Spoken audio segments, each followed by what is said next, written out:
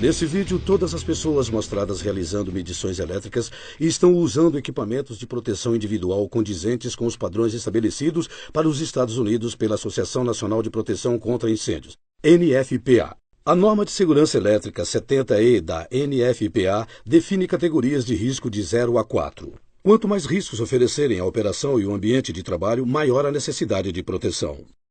Por exemplo, trabalhar em um centro de controle de motores CCM de 600 volts pode requerer níveis variáveis de proteção dependendo da operação. Trabalhar com disjuntores em gabinetes com as portas fechadas oferece um risco de categoria 0. O equipamento de proteção individual EPI necessário inclui uma camisa de mangas compridas, calça comprida feita de fibra natural e óculos de segurança. Executar as mesmas operações com painel aberto aumenta o risco para nível 1. Aqui você precisa adicionar uma camisa de mangas compridas resistente a fogo e calça de algodão grosso com jeans, calças resistentes a fogo ou um sobretudo resistente a fogo. Podem também ser necessárias luvas e botas de couro. Testar a voltagem em peças energizadas aumenta o risco para 2+.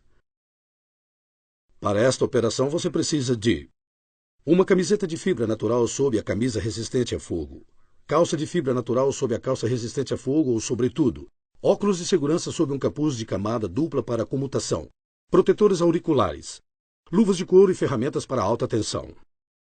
A inserção ou remoção de contatores individuais dos centros de controle de motores eleva o risco a nível 3. Para este trabalho, adicione um capacete com revestimento resistente ao fogo, capuz para comutação, protetores auriculares, luvas para alta tensão e botas. Como se vê, conforme o risco do seu trabalho aumenta, a proteção requerida pela NFPA também aumenta. Para obter detalhes sobre todos os requisitos da NFPA, leia cuidadosamente o manual da norma, NFPA 70E. Ao realizar medições elétricas, você deve sempre pensar na segurança em primeiro lugar. Se planejar seu trabalho cuidadosamente, seguir procedimentos de medições seguros e usar o equipamento apropriado, poderá reduzir as chances de acidente para quase 0. O primeiro passo é o planejamento. Antes de abrir o gabinete de um equipamento, examine o ambiente de trabalho. Onde você vai montar seu medidor e colocar seus outros equipamentos. Identifique uma rota de fuga que possa usar em caso de emergência. Você sabe exatamente como acessar o equipamento em questão e trabalhar confortavelmente?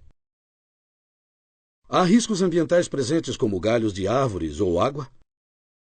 Há iluminação e ventilação suficientes? Mantenha um ajudante qualificado por perto, que também entenda de segurança elétrica. Nunca é uma boa prática trabalhar sozinho em circuitos de alta tensão. Por fim, sempre informe a alguém onde estará trabalhando. Outro ponto fundamental do planejamento é escolher seu equipamento de segurança, ferramentas e assistência. Verifique se você tem os equipamentos necessários à mão. Proteção para os olhos e ouvidos. Luvas, vestimenta e tapetes isolantes. Inspecione seu equipamento para assegurar-se de que ele está em boas condições. Verifique se suas ferramentas estão isoladas adequadamente e se os seus medidores e testadores são classificados e testados para o nível de risco existente onde você está trabalhando. Muitos testadores parecem iguais, mas assegure-se de que você sabe para que o seu foi projetado. Inspecione seus medidores, testadores, terminais e equipamentos afins, para ter certeza de que tudo está intacto e funcionando perfeitamente. Ao final desse vídeo, mostraremos como verificar seu medidor e terminais de teste. Sempre que possível, trabalhe em circuitos não energizados e siga sempre os procedimentos indicados de fixação e identificação. Ao realizar medições em fase simples, sempre conecte o terminal neutro primeiro e o positivo depois. Após fazer sua leitura, desconecte o terminal positivo primeiro e depois o terminal aterrado. Para ter certeza de que seu medidor está funcionando, use o método de teste em 3 passos. Para fazer isso, primeiro teste um circuito que você saiba que está vivo. Depois meça o circuito-alvo. Porém, antes de concluir que o circuito 2 está desligado, teste novamente o circuito sabidamente vivo. Assim, você saberá que o seu medidor está funcionando. Tente seguir o conselho dos antigos eletricistas. Sempre que puder, mantenha uma das mãos no bolso. Mas use o bom senso. Às vezes, você precisa de ambas as mãos para fazer uma boa medição. O lugar mais seguro para medir voltagem é onde houver a energia mais baixa. Por exemplo, se você estiver medindo a voltagem em um painel de disjuntores, identifique o disjuntor para a amperagem mais baixa e faça nele a sua medição. Assim, terá maior proteção entre você e o risco potencial. Seguir esses passos o ajudará a trabalhar com segurança. Contudo, às vezes nem esses passos conseguem evitar problemas. Comutação de cargas indutivas, relâmpagos e comutação de sistemas de transmissão podem gerar enormes picos de voltagem.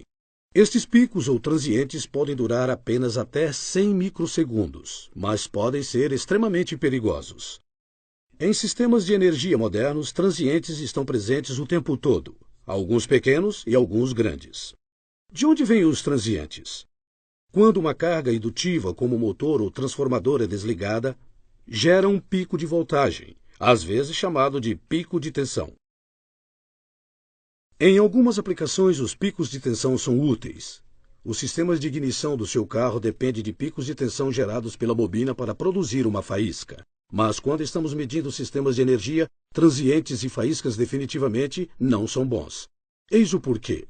Na ignição do seu carro, a fonte de força é fraca, e a faísca desaparece assim que a voltagem é cortada. Mas em um sistema de energia, a voltagem não desaparece. Devido ao circuito ser uma fonte de alta tensão, pode fornecer corrente à faísca até que o ar ao redor transforme-se em um plasma condutivo, causando um problema maior. Quando transientes se formam sobre as voltagens do sistema que alimentam cargas industriais, podem atingir milhares de volts. As consequências podem ser devastadoras, particularmente para alguém fazendo medições em equipamentos elétricos. Nestas circunstâncias, apenas os procedimentos adequados podem não ser suficientes. Você precisa reduzir riscos, usando os medidores e equipamentos de testes corretos, ferramentas classificadas para o ambiente no qual você está trabalhando e testadas para cumprir as normas de segurança apropriadas. Para oferecer melhor proteção aos eletricistas, novos padrões foram desenvolvidos para testes de equipamentos usados em ambientes de 1000 volts ou menos, incluindo-se circuitos trifásicos de 480 e 600 volts. No sistema de classificação em 4 categorias, quanto mais próximo você estiver da fonte de energia, maior a categoria e maior o risco. Transientes nas categorias ou CATs 3 e 4 podem ser extremamente perigosos. A corrente de curto disponível nestes circuitos de alta tensão pode atingir até 100.000 amperes. A categoria 4 refere-se a linhas de força na conexão com a rede de energia, mas também inclui fiações aéreas e cabeamento subterrâneo, uma vez que ambos podem ser afetados por relâmpagos. A categoria 3 cobre a fiação de distribuição. Isso inclui circuito de 480 ou 600 volts como barramentos e circuitos alimentadores trifásicos, centros de controle de motores, centrais de carga e painéis de distribuição. Cargas instaladas permanentemente também pertencem à categoria 3. A categoria 3 também inclui grandes cargas que podem gerar seus próprios transientes, e agora são mais comuns do que muitas pessoas imaginam. A tendência de usar altos níveis de voltagem em edifícios modernos veio a aumentar riscos potenciais. A maioria dos eletricistas comerciais e industriais trabalha com equipamentos em ambientes das categorias 3 ou 4. Às vezes, as pessoas podem estar trabalhando em um ambiente de categoria 4 sem nem mesmo saber, e isso pode levar a perigos verdadeiros. Instalações de categorias mais baixas geralmente têm maior impedância, o que inibe transientes e ajuda a limitar a corrente de fuga que poderia alimentar um arco. A categoria 2 cobre o nível do circuito receptáculo e cargas ligadas em tomadas de 120 volts. A categoria 1 refere-se a circuitos eletrônicos protegidos. Alguns equipamentos instalados podem incluir múltiplas categorias. Este painel de motor é de categoria 3 no lado com energia de 480 volts e categoria 1 no lado de controle. Nesses ambientes, você deve usar o medidor de maior classificação para a categoria 3.